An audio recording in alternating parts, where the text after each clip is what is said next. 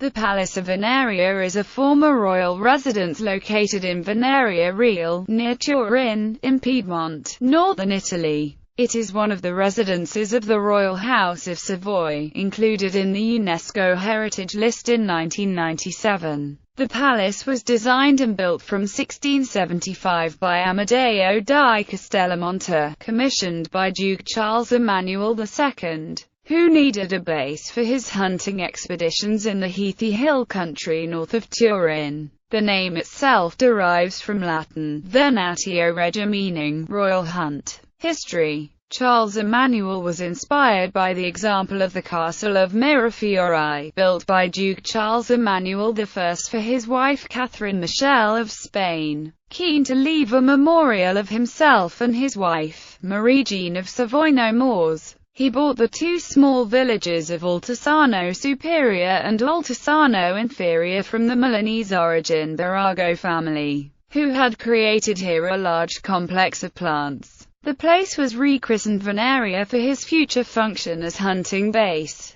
The design was commissioned from architects Amedeo di Castellamonte and Michelangelo Garova. The plan of the annex borough was to symbolize the collar symbol of the Order of the Most Holy Annunciation, a dynastic order created by the House of Savoy. In 1675 the borough and the palace were nearly completed, including the so-called Regia di Diana. Victor Amadeus II had the residence modified according to French canons. Further damage was inflicted during the siege of Turin, when the French troops under Louis d'Aubusson de la Feuillade were billeted there. After the Savoyard victory, Victor Amadeus named Filippo Uvara as director of the works. It was here that during the reign of Charles Emmanuel III that his third wife died giving birth to son. The structure was rarely used after. During the Napoleonic domination, the structures were turned into barracks and the gardens destroyed to create a training ground. The complex maintained this role also after the fall of Napoleon, and was used by the Italian army until 1978. When it was sold to the Ministry of Culture, restoration works were begun, but most of the complex was open for tourism from 13 October 2007.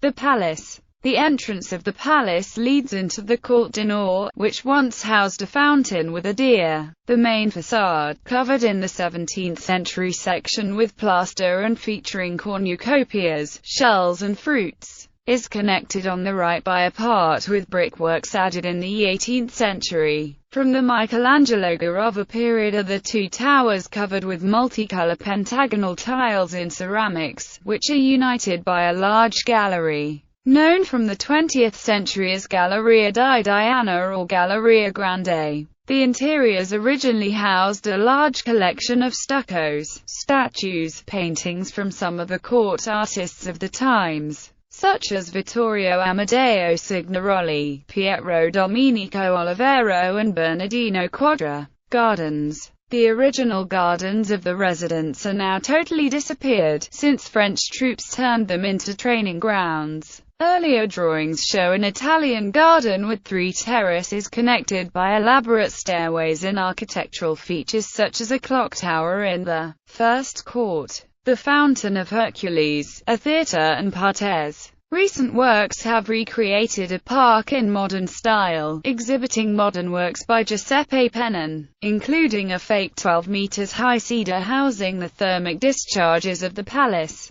Church of Santa Berto, and other 18th century additions. After the death of Garova, Uvara built the Grand Gallery and in parallel built a church dedicated to Saint Hubertus, patron of the hunters. The church is strictly included within the palace's structure, so that it was impossible to build a dome. This was then frescoes trompe-l'oeil from inside. Other works of the Uvara period included the stables, the citroneria and the renovation in French style of the facades. The last buildings date from the mid-18th and early 19th centuries. Subsequently the palace was abandoned in favor of the Palazzina di Caccia di Stupinigi, which was by then more in tune with the tastes of the European courts.